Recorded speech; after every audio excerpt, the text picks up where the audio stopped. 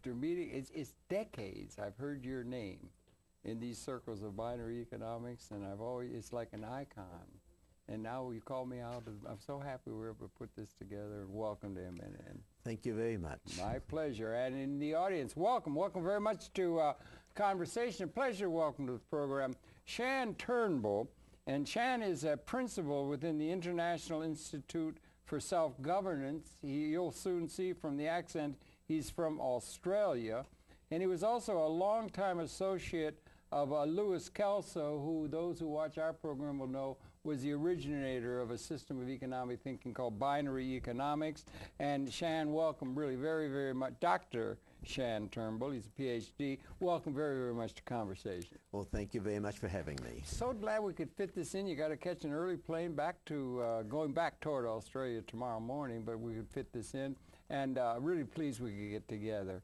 Maybe you could share with me, as I was just chatting to you, your name has been like an icon in binary economic circles for a long time, and you just contacted me out of the blue. I was so happy to hear that, and we were able to put this program together. But could you share your own background, born and raised, that sort of thing, and then we'll talk about your activities now, but also the historical development and your association with Louis Kelso and other matters. But share your own background, please. I was born in Melbourne, Australia in the 1930s, and the World War II came upon us, and which meant I went to 10 different schools. Why so many? Shifting around? Yes, my mother was camp following, where my father was in the army. I see. And so we were moving around, and I was sent to some boarding schools in various parts of Australia. And then I finished up in Tasmania, where my father was a medical practitioner, and he was in state politics, became Minister for Health, Deputy Premier, Treasurer. In Tasmania? In Tasmania, and the local mayor. Now, Tasmania, that's off the land. Is that part of Australia, or is that a separate country? I just don't know. Tasmania is a little island. It's a state of Australia. Oh, it is and a it's state. the south of Australia. Yes, right. And it's the second oldest state populated, and it's a very privileged place, very pretty. It's a privilege to go up in Tasmania. You can have such a great, rich diversity of life, which many rich Americans can't have in their own country, because you're a harbour city. You can go sailing, bushwalking. You can go skiing on the mountain, fishing. It's a privileged place to go up in. And so you were in the Second War. MacArthur had retreated to Australia. Were there American forces came there when he retreated from the Philippines and so forth? Yes, we had a lot of Americans. My mother took myself and my two younger siblings to live up in Queensland, and MacArthur was stationed there. Oh, I see. He used to land his little plane on the beach in front of our house. No kidding. Yes. Did he come in and have a little tea and crumpets? No. Okay, no. Anyway, I became an electrical engineer with the Hydroelectric Commission of Tasmania, and then I went to Melbourne University to do a science degree in mathematics and physics. I see. Melbourne is out on the west? No, it's on the east coast. It is on the east coast. Faces Tasmania. It's the south of the mainland of Australia. Okay, but Sydney's up on the east coast. On the east coast, another 600 or 700 miles north. What is it, Perth out on the west? Perth is out on the west. It's a continent, and it's a huge... What's the population of Australia, roughly? About 21 million. Only? 21 million? Yes. And it's the size... Do we have an idea geographically the size of Australia compared to, let's say, the 48 states? About the same area. No fooling. It's that large? Yes. And it's got that smaller population? Yes. Most urbanized country in the world, except for Hong Kong and Singapore. Is that right? Yes. Yeah. Most of the population, 80% of the population live in the... the capital cities. I see. That's right. You got what they call the outback.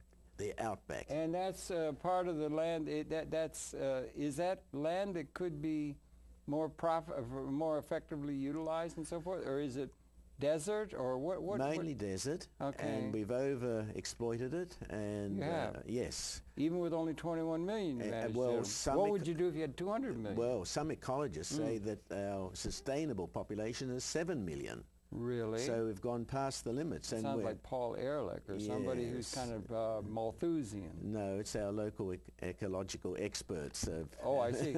Well, but you've got over your population, huh? But it seems the size of the 48 states is an awful lot of land. Anyway, that's really very, very, very interesting. And your dad was a medical person? Yes, but also had a partner, so he was a politician, and he ended up being the first independent senator elected to the Australian Senate. Independent of? Any political party. How many political parties? Is it here like two? Or what? Mainly two, but there were a couple of splinter parties called the Democratic Party, and for a short while he was a member of what they called the Australia Party, which a business partner of mine founded in the 1960s. Would your family have been part of the established order or the authorities that have a responsibility for the operation of that country? Much as we have people who go to Harvard and Yale and we have an established order in the United States, was your family part of that, would you say?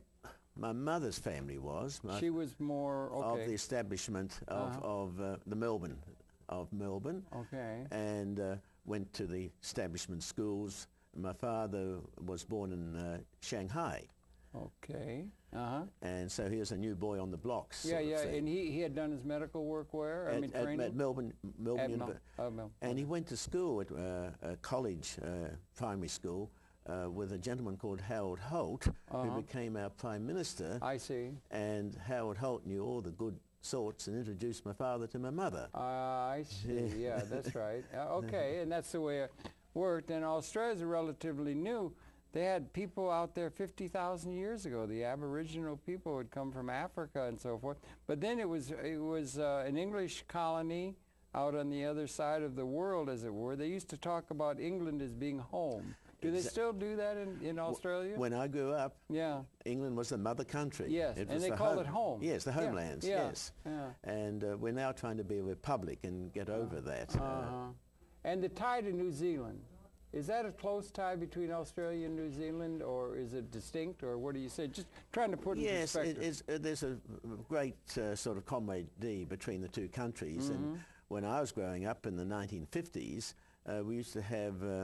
I was a very keen competitive skier. We used to have the Australian-New Zealand yearbook. We used to combine activities together, although we'd compete against each other, of course. Yeah, but you're off on the other side of the world from Europe. Yes. Where your origin were. You have a relatively small Aboriginal population there's been some problems with. Yes. You have Asia teeming with billions. Yes. And is there a problem, or what's the relationship to you in Asia in terms of immigration or any of these kind of issues so far as only 21 million in a land the size of the United States? Are there pressures for immigration into Australia, or how does that work? We used to have what they called, embarrassingly, a white Australia policy. Right, okay. Which was Prime Minister Howard Holt removed, and we now, which began an influx of Asians into Australia and from all countries of the world, especially Europe. And so we're now getting a very mixed class of what we call new Australians, and we're getting a lot of Islamic people now into the country also. You are? Yes. What about down from China? Yes, we have a very busy Chinese population. We have our own Chinatowns, and they've... I've never been. You have Foster's Beer, right? And do they have pubs and that sort of thing? It's in English. Your English background, English right? heritage. Much like we were here. Yes, yes. And so forth. And it got started when? About 1776. Big year, 78, rather. 78. Yes. Oh, 1776 was a big year here. Yes. And you have a parliamentary system. Yes. We have a House of Representatives elected by proportional voting, just like you have here, and we have a Senate like you have here, which is with senators elected by state. Okay, and then you have an executive. Prime Minister. Yes, who unlike the American system, sits in Parliament. Okay. We don't have that separation of powers. I see. It's like the English system. Yeah. And each state has its own Parliament. Is patterned on the British? Yes. You have vote of confidence and that sort of thing, and a change of government, and they form a government. It's not so much like our system as it is the English system, traditional. Yes. And just one last thing, the judiciary is approximately the same as the English system, very much the English system. Common law, yes, that kind of thing. Yes. So you got those kind of things, and that's what you were born. Well, thank you very much for that running commentary on the country of Australia. It's really interesting. I didn't know that few. Anyway, and then you went into engineering, and I know you were an associate of and familiar with Louis Kelso. We want to talk about that. You became involved in the business, but share a little bit upward from your university training and then back and into where you're now interested in economic theory and that sort of thing. Right. Well, I graduated as in a science degree at Melbourne University, and then I got a job as marketing trainee with a monopoly paper manufacturing company, and I decided I needed to learn a bit about commerce. Okay. And in Australia, we always like to get postgraduate degrees, and we like to do them overseas, and so I applied to. I told my employer that I wanted to go to Harvard Business School. It's a good school. Well, in Australia there were no business schools. If you went to business schools, where young ladies learned shorthand and typing. Oh dear, yeah, and how to use whiteout. And yes, things. Yeah, all those and things. Yeah. And the universities and the business community said it's a waste of experience spending 2 years. They said you can't learn business at a university. You've got to do it. You got to get out in the real world. Yeah. Yes. Yeah. But nevertheless, I persisted and applied to go to the business school, and they gave me a scholarship, funding, and my father sort of said, well, if you've got finance and you can, not a cost on us, and it's an indulgence that we're happy to support. So you can go off to America if you want. Yes. Yes, right, and you did. And that was a very empowering experience. And during my summer vacation, I worked for Standard Oil of New Jersey in the Treasury, and that was very insightful in developing my economic insights of how investors get overpaid. And that's really the fundamental problem of the present form of capitalism, where investors get ownership of property rights forever and ever, and equity investors all don't require ownership forever to give them the incentive to invest. There's a lot said in what you just said, this last sentence and so forth. You became associated, if I may, you became associated with Louis Kelso along about when? 1973, I was writing about how we need to distribute property rights to reduce wealth inequality. And some friends of mine said, oh, you sound just like Louis Kelso. Oh, yeah. Okay. And so they said, you were back in Australia by then? Yes, I was still back in Australia, and I was running my own business, and I was also involved, what they call politely nowadays, with a private equity group. I was a founding member of 7 partners, a private equity group, which is in the Australian language is called a corporate raider. We were asset strippers. We were buying companies listed on the stock exchange, reorganizing them. Some of them we stripped out the assets, others we built up and to increase value. You did hostile takeovers and things? Always hostile. Yeah, always, we did 12 hostile takeovers between 1967 and 1974.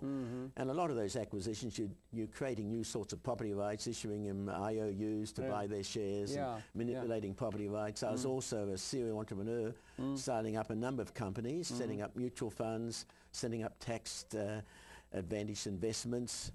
Taking good use of all that training at Harvard. Yes, exactly. in the belly of the beast. Harvard man, you can always tell one, but not much, as they say.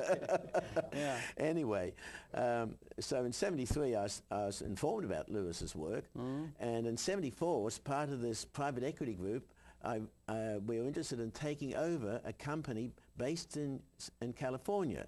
It was a company listed on the Pacific Stock Exchange, and it had 6 seats. It had 6 seats on the New York Stock Exchange. Okay, yeah. And so I've met with Lewis and appointed my advisor on this corporate acquisition in 1974. Okay. Then I big year, 74. Big year in 74. Yeah. Went back to Australia, and in Australia, I organised for Lewis to be invited by a professional association called the Australian Company Directors Association. Okay.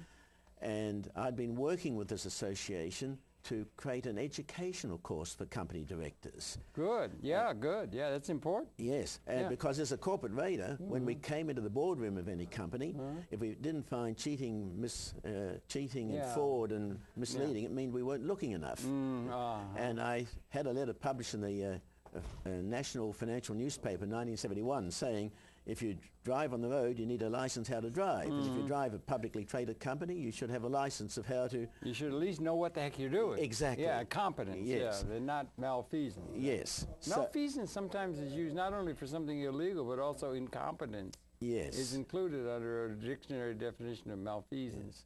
So in 75, we launched this first course in the world for company directors, a diploma course.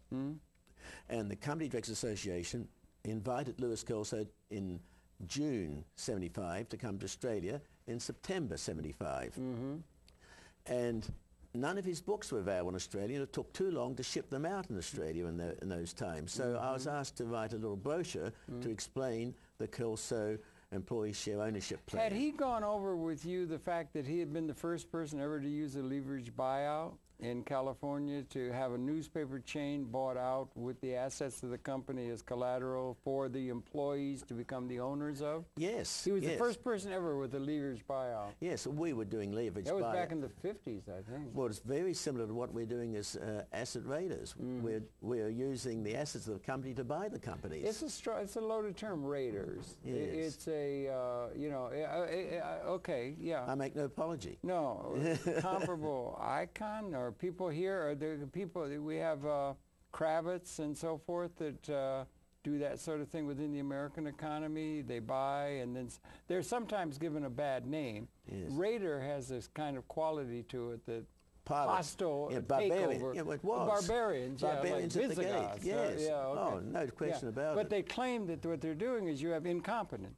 Yes. Or you have bad management and that sort of thing. And you're making the market system work. Competition for corporate control. You would like Mr. Schumpeter in terms of a philosophy, in terms of economics? You like Joseph Schumpeter? Certainly. He's much more in the saddle now than he was when he used to be debating Mr. Keynes, I think, right? But let's come back to a corporate, when you do a corporate acquisition, you actually use the assets of the company to buy the company. Yeah, right. And that's exactly what Louis Kelso was doing for employee stock ownership. Well, that's what he was trying to do. Exactly. Yeah. So it was just a natural fit. And I'd been giving papers in Australia about ownership transfer corporations. Instead of leverage ESOPs, what Louis was doing, I was proposing that we democratize wealth by giving tax incentives to corporations whose shareholders agreed to give up ownership after their investment time horizon. Getting into a detail, and the larger issue and the larger premise is that you have is that that one of the larger premises that Lewis advanced, right, outside of the normal canon of economic theory, which informs the political and business process inordinately and is overlooked, is that through time the whole process of goods and services and production in an economic sense has become much less labor intensive, much more capital intensive, that capital assets or represented assets are more and more responsible for production, and the capital assets that represent that maybe up to 90% in the American economy is something other than labor, but we distribute all income to the masses of the people through labor. And this is a mismatch with the direction of history, and we have no system outside of a labor theory, a value-based economic theory, whether it's Karl Marx or Schumpeter or Friedman or whatever. And Lewis was proposing, on a large general theory sense, a alteration in terms of the philosophy that underpins our economic theory. Do you think he was taking that big a view? Certainly. A big paradigm view, rather than tinkering on the margins? I wouldn't call it a big paradigm view. I just call it how you finance the acquisition of corporations. You borrow money to acquire the shares of a corporation, then use the assets of the corporation to pay back the money borrowed. Yeah, it's self-financing. Yeah. Because capital assets are self-financing. All businesses. Well, they will be, but if I may, Shann, you will note that the assets are owned by a tiny plutocratic class in the United States, Australia, and in every political entity in the world, and the masses of the people have no ownership or no claim upon for income other than their labor participation in production. That's a major problem confronting humanity, as well as your cell phone going off. Yes. Okay, you just take care of it. We're just here. We'll just keep going. You want to turn it off? Yes, thank you. I saw you being a little bit upset with your cell phone. Yes, You know how to yes. make it work. That's better than me. I don't know how to make the damn things work.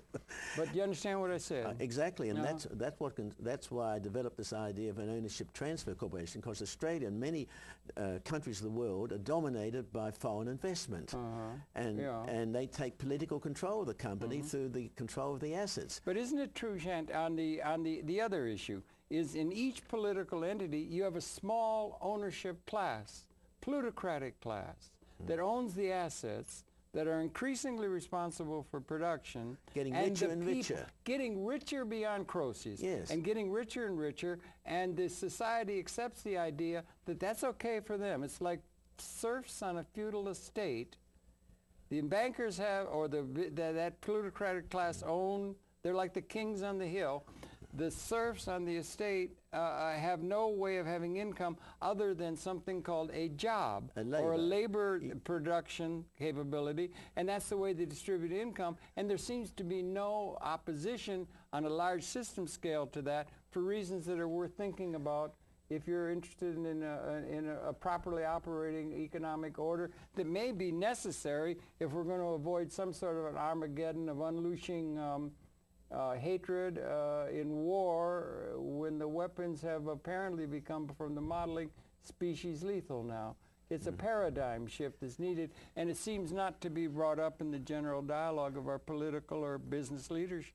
Well, it's because business leaders, the political leaders rely on their economic advisors. Exactly. And the economists, I do not call myself an economist. Thank God. Yes. Yeah. Economists are concerned with income and expenses. Yeah.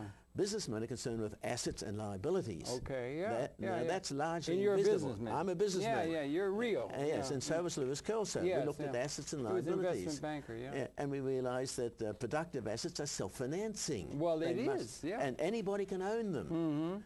So that's the magic of an ESOP. You can use bank credit to create real productive assets. Yeah. Where the approach is, and you can build the ownership into any group of people. You can democratize that rather than have it plutocratic. Exactly. Why haven't we done that in the normal operation of the economy after Adam Smith and all of our development? Why have we allowed the plutocracy to grow to the point where it's 1 to 5% own everything and everybody else is a wage slave on their estate? Well, you know the answer. No, why? It's the golden rule. Those with the gold rule. Well, okay.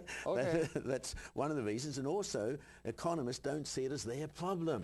And yet all the population, all your viewers, think that economists know everything about the economy. They only see a little bit. They're the experts. Yes, they only see a little bit of the economic cake, which is the cash flows of income and expenses. They don't see all the cash flows going to the stock exchange, mortgages, except when there's a crisis like there is now.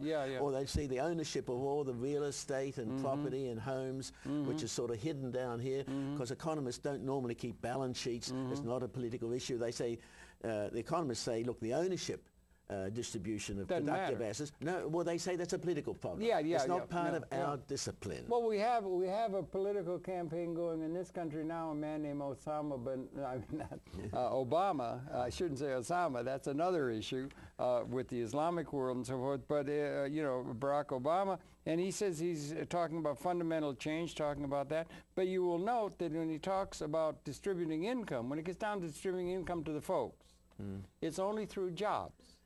And that if they don't have a right job, we have to get employment up, and then if they don't have enough, you educate them so they can have a good return on their salary and their participation. That's enslaving people. That's enslaving people. Yeah, but do you understand what I'm saying? That's the only thing that's mentioned. The Employment Act of 1946 still underpins the American economy, that it's perfectly all right to distribute income to the people, the masses, only through their labor participation. And there's if I may, there is a commitment to this labor theory of value.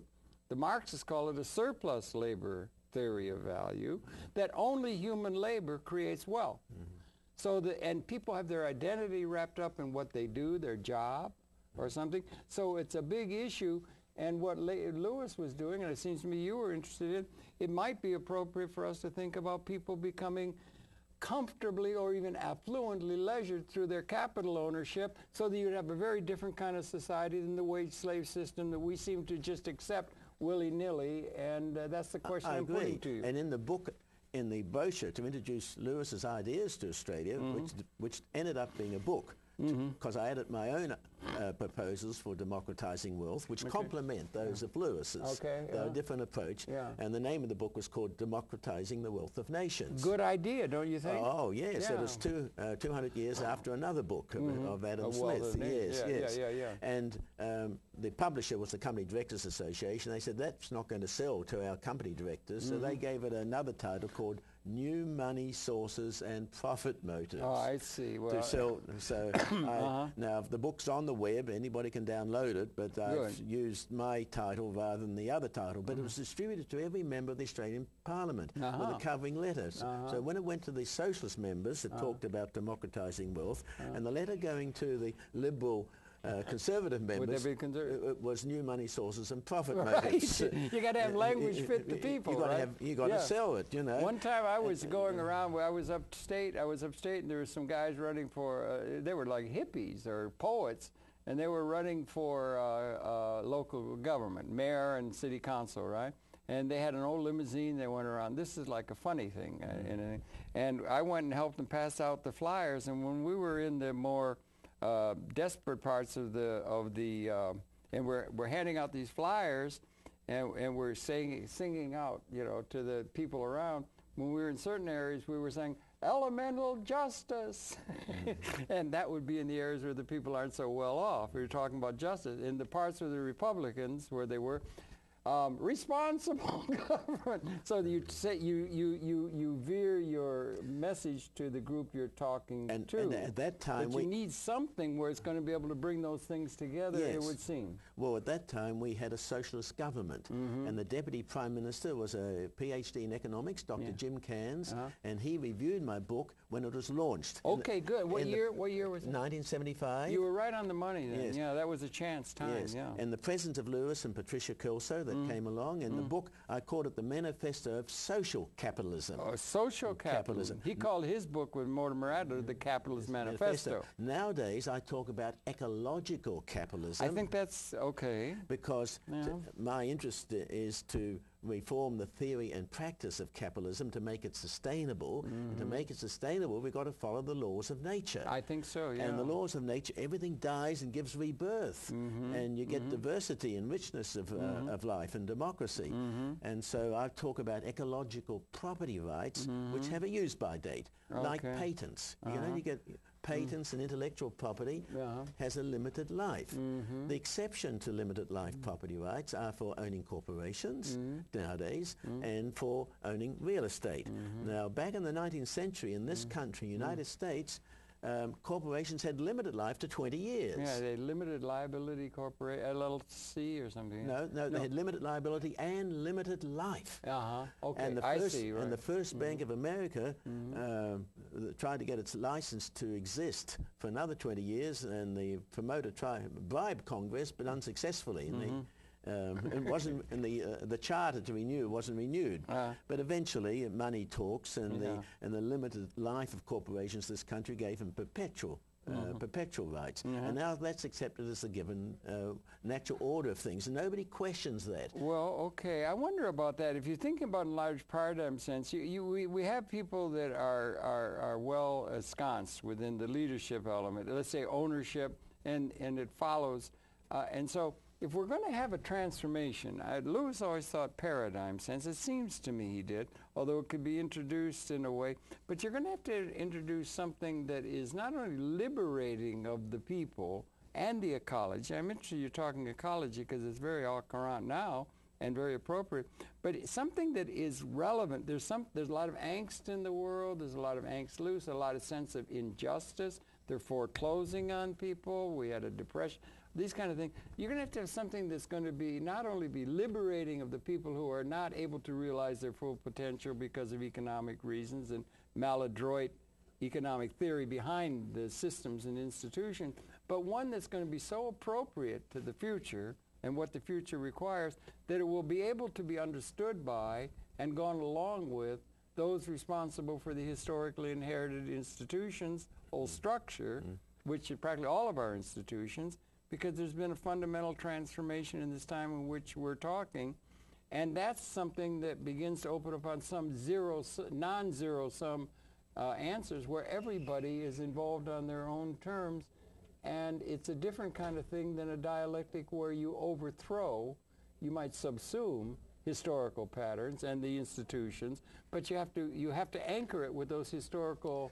Do you understand what I'm saying? I agree. And it's kind of new, and maybe it's available to us now in a way that historically it hasn't. It is. If you had the likes, new Senator Russell Long, which got the tax incentives for the Kelso ESOPs in, we need a politician who has the vision to get 98% of the votes by providing a tax incentive to corporations to change the constitutions so the life of investors are phased out like in patents over a 20-year period, and the property rights within the corporations are transferred to a new class of stock which is called stakeholder stock. And that stakeholder shares or stock can be distributed to the customers, the workers and the suppliers only to individuals who vote for the politicians.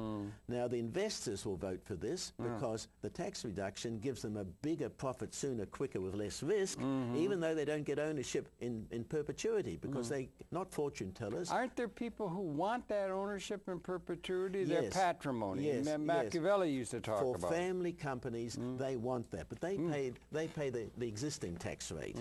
But for professional investors, the big pension funds and the professional investors who discount the value of future dollars, both for the opportunity rate of investing today and also for the risk of the future, they're not interested in memorials. They're interested in the quick cash today. And so you seduce them with giving the tax break. Well, those are like hedge funds and things like that? Well, any investor. Any investor wants a bigger profit, quicker, with less risk. I heard you saying it's self-liquidating. The logic, you went to Harvard Business School. I didn't. But I mean, I heard C.S. Lewis talk. The logic of business finance, you make an investment that will pay for itself out of its future earnings. Exactly. That's the logic of business finance. Now, what percentage of business ventures or business investments and how that risk, and you can go up the risk layer. Some things are totally safe in a certain sense just initially. Other things are much more risky.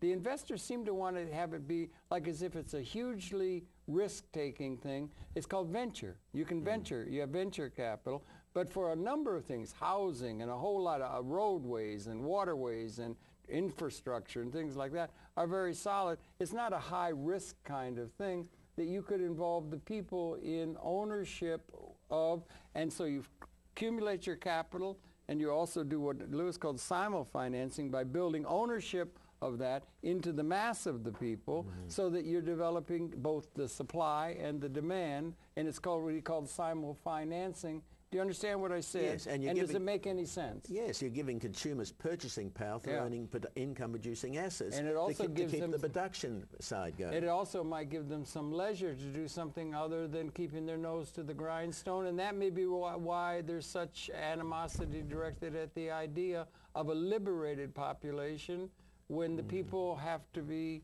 enslaved, as it were, to a labor system that is out of date with what the zeitgeist requires. Well, in my book, Democratising the Wealth of Nations, I said the objective was not full employment, but fulfillment in employment. Okay, fulfillment in employment. How about full, let's just say, just for the hell of it, okay? Let's say that you have a system, and suppose you had a system that's going to create full unemployment. I'll give you an example. Let's just say, just for a second, okay? We're distributing all income to people. Now, if you got unemployment, you're going to have poverty. You're going to have a depression. You're going to have bread lines. You're going to have all that kind of thing because the only way people have to get income is through their labor. You want full employment. The Employment Act, or it was almost full Employment Act of 46, is still our policy grounding statement. If you want money, you have to go out and work and get it. But if you own a piece of a combine that creates tremendous wealth and you have an income flow to you, you not only could have income, by the fact that you own some asset that's creating the wealth, you would have leisure to do what you want rather than what some market dictates is you have to do, like they used to have to do to build those pyramids in Egypt, drag big stones across the desert floor. Do you understand what I'm saying? Yes. So it's a liberating thing, and a lot of people don't like the idea that people could be either comfortably or affluently leisured, and they would say, what would the poor dears know what to do if they didn't follow our dictates that the market dictates, if you can follow what I'm saying? Yes. And is it not a big issue confronting mankind? I believe it is, but Maybe the major one. But no, I think climate change may be. Well, but maybe. But we're conditioned to accept this is the given state of the world, and economists think there's only two ways to distribute the wealth of nations. It's either taxes or welfare. And if you look in an economic textbook under the word wealth, what it says see income. Where when I talk about wealth, I mean assets. Assets produce income to liberate you from work. And so there's three we want to be ways. liberated from work. We don't want to have everybody employed. We want them, to the degree physically possible, you want them liberated from having to do what is called work, and yet work is the major impetus that animates modern society. We want people competing for satisfying jobs to get personal fulfillment. Why would they have to be competing for a job? Suppose because they're independently, they have independent source of income. If they have an independent source of income, they don't have to be concerned with a job. They No, don't have they're to be not concerned with a job. grant. They're concerned with fulfilling meaningful activities. Thank you. So that could be affluent leisure. Exactly. They could do what they want to do. They're competing. That's called liberation. But also they've got to compete for power, prestige. Well, that's another issue, isn't it? Yes. Or like PR or something, or somebody would be doing that because that would be there. But there are people who say that violates human nature. Human nature is competitive and cooperative, and it's both. Okay. It's like Bucky Fuller's tensegrity. Well, yeah. They have compression and tension. Yeah, that's right. And evolution has built into us these contrary properties, which economists generally don't recognize. Externalities. No, not externalities. No, not external. They assume that we're just maximizers of something or other. And I say, no, humans are contrary. They can be trusting and suspicious, competitive and cooperative, altruistic and selfish, and we need to use those characteristics to govern society in a more equitable and democratic way. And I was commissioned by a think tank in England called the New Economics Foundation, who were concerned about the Thatcherism, not privatization, not providing solutions, because you had problems with the privatized rail network and the water supply.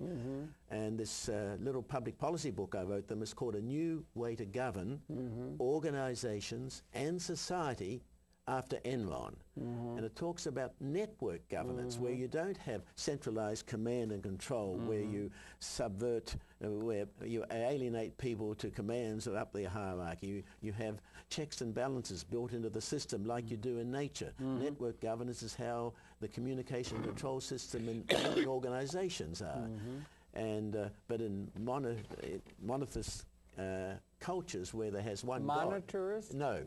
No. Cultures believe in one God. Oh, yeah. Oh, monotheistic. Monotheistic. They believe that power must be concentrated and centralized at the top.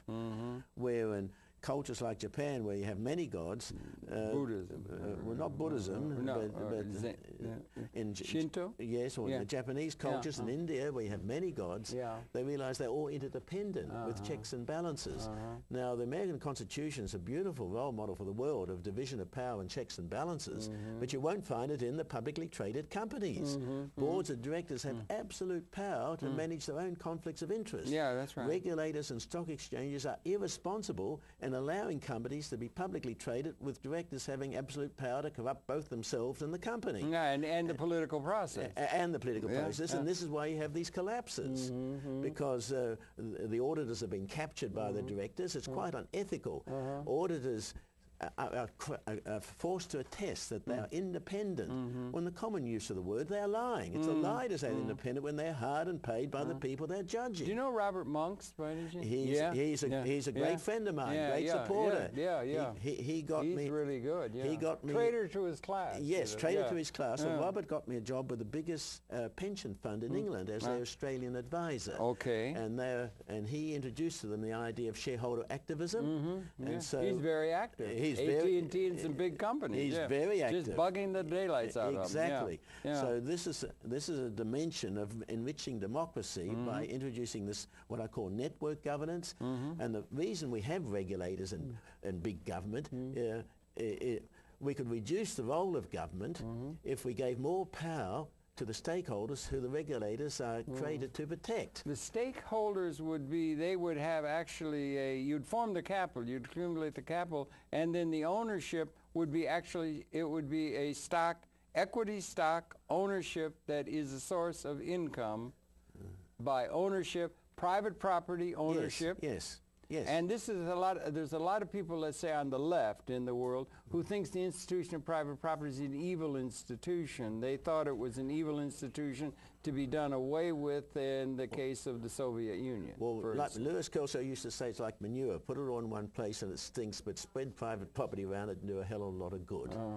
And so, but you're changing the conversation from ownership to control. I was talking about how regulators, we've got a financial crisis, and the knee-jerk reaction of economists and politicians to have more regulation. And I'm saying no.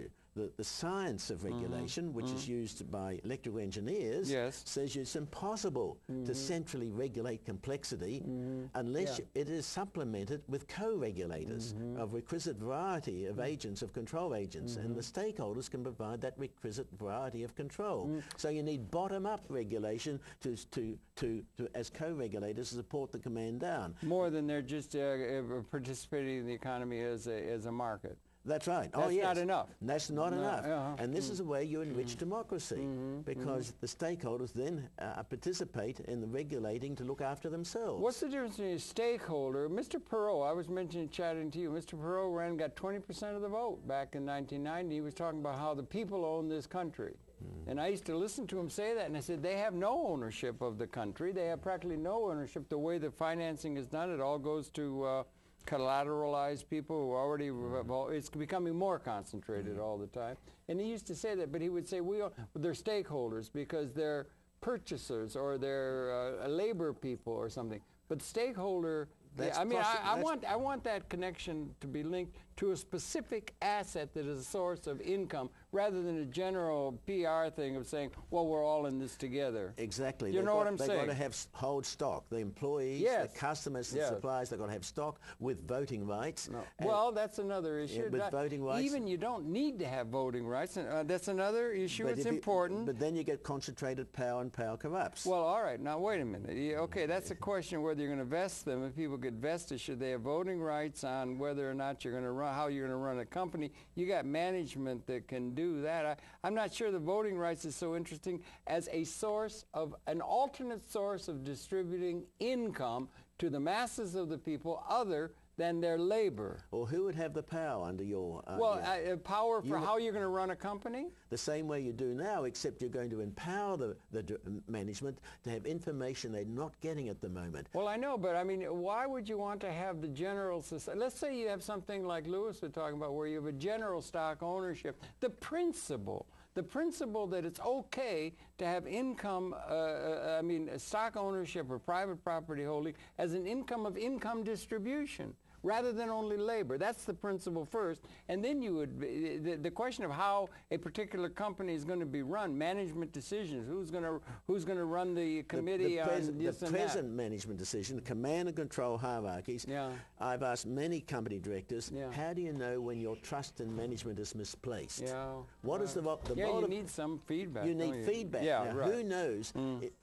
It's irresponsible for company directors to allow their job, their fiduciary duty is to monitor and direct management with information independent of management. Very often management runs away with the bit in their teeth, don't they? That's what I'm saying. So you need a systemic process of empowering the directors to get information independently of management inside the company. How about the fourth estate or public access television or some sort of communication? No, they're not up close enough. Not up close enough. How about getting them closer? No. Like by having people like this fellow from Australia come and talk on public access.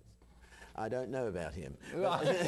I'm talking about the customers giving feedback to the directors when they're screwing up. Only through, okay, but you mean actually how to run a company? No, not to run it. Democratize it? I mean, it's just... it's way, I can see your eyes are glazing. You don't get I'm this. Sorry. I don't see why they have to have voting rights on how to run a company.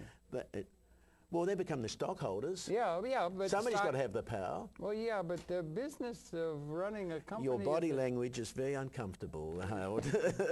I'll ground myself. No, I just don't understand why. I mean, why would they want to have the people take over the management of a company? They're not taking over the management. Okay. They're empowering the management with information of the quality of the product. And that's how the Professor Michael Porter at Harvard University headed a commission of competitiveness to find out why America wasn't as competitive as Japan and Germany. And in his report to the president of your country, he said it's because they get feedback information from the customer, suppliers and the workers. Where the American and English and Australian system of command and control, there's no systemic feedback of, if you want just-in-time delivery of suppliers or total quality control of goods or services. Federal Express works pretty well.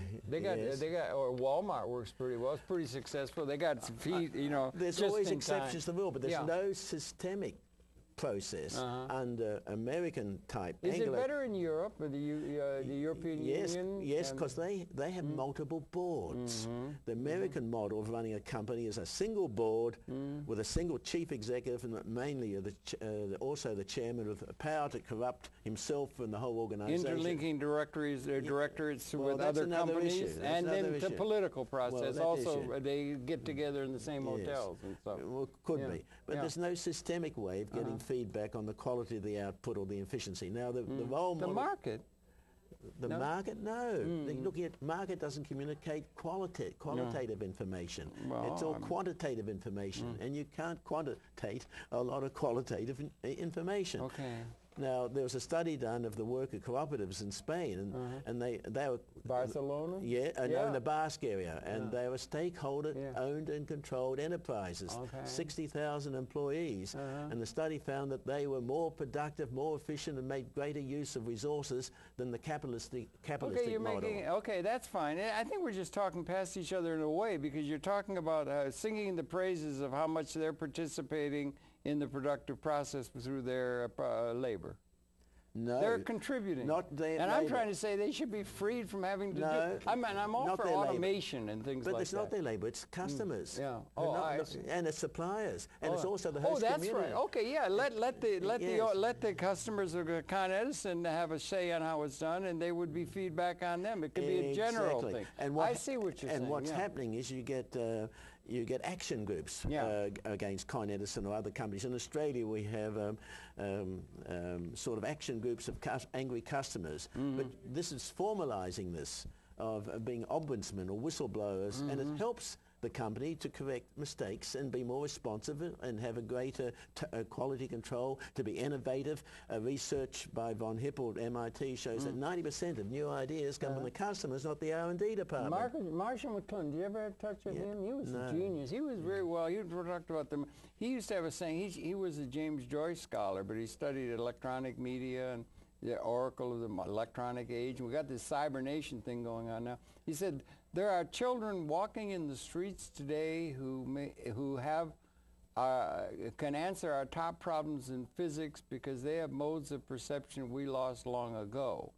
That there are people in the mass. There is a wisdom in the mass. There's a wisdom in the participation of the people in the process that is synergistically something more than the experts would assume is there. The whole is more than the whole. Democracy is a pretty good idea, real democracy. It depends how you define democracy, and that's a whole nother conversation, but before this conversation ends... Yeah, well, let me see how much time we got. We only got a few minutes left, I'd like to introduce the idea of ecological currencies to make sustainable energy competitive. Okay. Because sustainable energy is capital intensive. The investment cost of windmills and solar cells are much greater per unit of output than for burning carbon. They are favored by a lot of people because they can create a lot of jobs putting up those windmills. You're going to create jobs. You're going to distribute income. You can create employment, like building pyramids. No. That's one of the praises that a lot of ecologists say. We can create millions of jobs. But they're not economic at the moment because of the cost of finance. Okay. Yeah. Okay. And you've had a currency system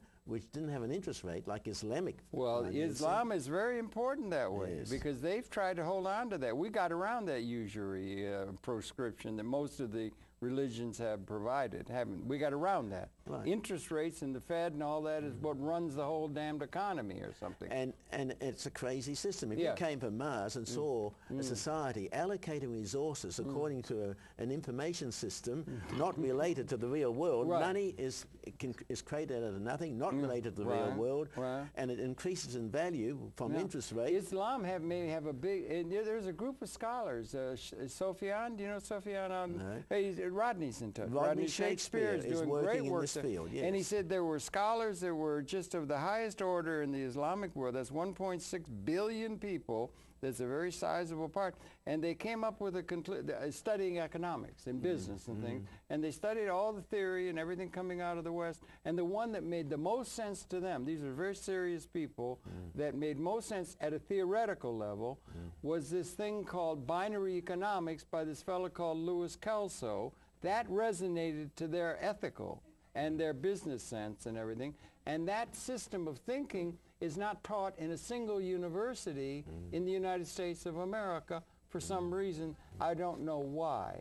It's only just barely thought of as being crackpot. Was it Samuelson who called it just a crackpot idea or something? It's like Galileo or something is proposing something and people simply can't hear it because it doesn't fit into all of our accepted premises. Or they ought to go into history during the Great Depression when the banks stopped lending money in this country in 1929. Local communities created their own currency system which had a fee for usage. So you couldn't earn interest on it. And it was called stamp scrip. A famous economist called Irving Fisher published a book. He's the same one who said that, he's the same one who said that everything was fine just before the crash. Anyway, hundreds of American communities created this interest-free money, and in fact it had a usage fee. For example, every midnight at Wednesday, the money became worthless. It's ecological type money, unless you bought a penny stamp to put on the back of each penny voucher. And the money was given away to the community by the local Chamber of Commerce to allow people to purchase from the manufacturers and the customers. And then they redeemed the money after 2 years. And over 2 years, the Chamber of Commerce would get 1 penny a week, which is 104 pennies. So 100 pennies would be used to redeem the money, and they have 4 pennies profit to run it. But it is much more efficient than credit cards because every transaction you might be charged 2.5%. With this would only cost you 1 cent for a whole week of transactions. It might be 20 or 30 transactions. Yeah, that's an interesting idea. And it's interest-free money, and so people don't invest in this artificial money. They want to invest in real things like trees and productive enterprises. And Sir Nicholas Stern says that the climate change is the biggest example of market failure in the history of the world. And what's creating that market failure is the type of currency system we have, which provides an incentive to invest in this artificial totem called money, which is not related to reality, and makes sustainable energy uneconomic because it's so capital intensive. Okay. Well, that's really interesting, and it is interesting. In the Islamic world, there are people that there may be something coming out of the dialectic with the Islamic world, because there may be that they're still trying to hold on to something that is perhaps really important in the most practical sense, and that we just sort of accept. All of the institutions. I don't think that'll sell it. I think I probably won't. I think when we get a breakdown of the financial system, we've been on the verge of one recently. Let's hope not. We need to build an alternative fallback position. We need a canoe, a safe, a lifeboat. What sort of monetary system can we have which, in case the official one breaks down, because it's all based on confidence. It's a confidence streak and risk. So we need an alternative money system with local currencies denominated maybe in units of energy, like kilowatt-hour money. That's what Fuller used to use. They got a great exhibit. You can't see. You're leaving tomorrow morning. They got a great thing. They'll be up until September. You'll be back before September? And I'll be back here for my reunion at the end of September. And I think it might go to the 21st. You're going to come in by the 20th. They got a great exhibit on Fuller at the Whitney now. Major, getting press all over. and he's a great ecologist and somebody like that. Well, he and Kelso, it would have been good to get those two together. Well, he's an inspiration to me with this tensegrity, which is, I believe, absolutely. And I've coined the concept of social tensegrity, that the way to get competition for excellence within corporations is to use people's competitive and cooperative instincts together, not just one or the other. And that sort of sharpens up within organizations. His idea, and particularly links to that Islamic, is really a big, large idea. You were tuned in on that. You met him in '75 and so forth, Kelso, way back. Yes, brought him out to Australia. And you've still written books on it. So you're one of the few that are cottoning on, as they say here in America, to his view of things. And I still hold faith that. I think it's very important, and apparently you do too, in the major premises. There are differences on the margin, that kind of thing, interpretation, but it's still the major issue that's confronting mankind, perhaps. Yes, I'm distributing wealth, and I think how are we going to distribute wealth? Income also to the people. And I think a lot of aid agencies are counterproductive, like the World Bank. It's like a huge vacuum cleaner, sucking value from poor countries to rich countries, because if it lends money, the poor country's got to repay it, and on top of that, what it repays might be double what it borrowed. And what I was telling you, it's a sea of that.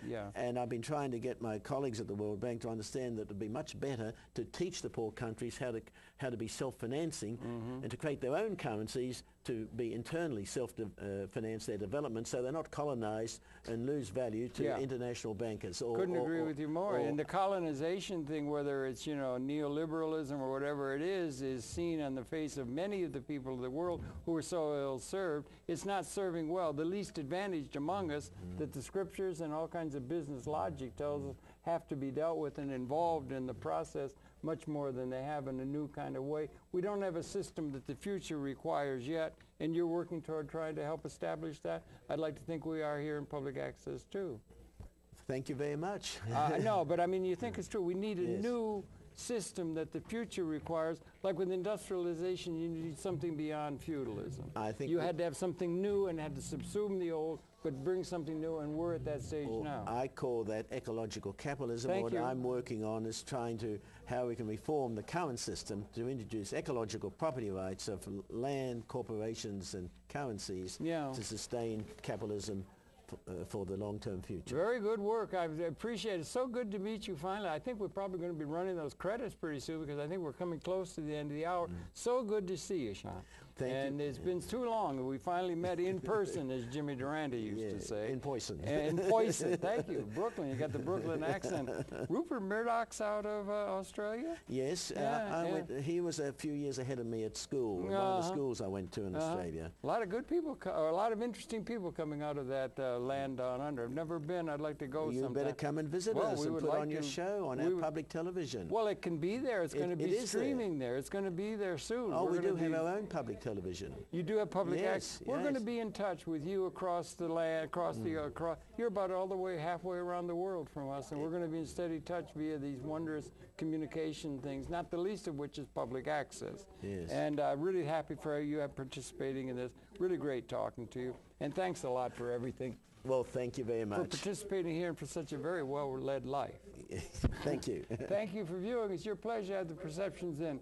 Shann Turnbull, he's a major figure, if I may say so, down in Australia way, here visiting in New York and helping to set an example that he got from Lewis Kelso and other good thinking on his own. Really important work. Thanks a lot. Give my best to Rodney Shakespeare when you talk to him. Another great figure. I'll tell him to tune in. I've already have. All right, good. So thank you for viewing. We invite you to tune in. We'll be coming back again next week, and we'll just chat out as we go. I think they're just we're just about running out of the program, the time on the program that will be aired. This will be aired next to a week from Wednesday, I think, and it'll be streamed to the internet. It's going to be seen in Australia. Yes. So you might, will you be back by the 30th? Oh, yes, I'll be back on the 27th. You'll be able to see it on your computer. Yes. And I'm going to send you the link to that, and you got to let me know how it comes through, if it comes through loud and clear. And on the 30th, I'm organizing a policy initiative think tank of how we can accelerate employee ownership in Australia. Okay. And largely based on the Kelso ideas. Good. Well, you can just bring it right into the meeting. Right. Okay. Well, I think I wouldn't see they've gone.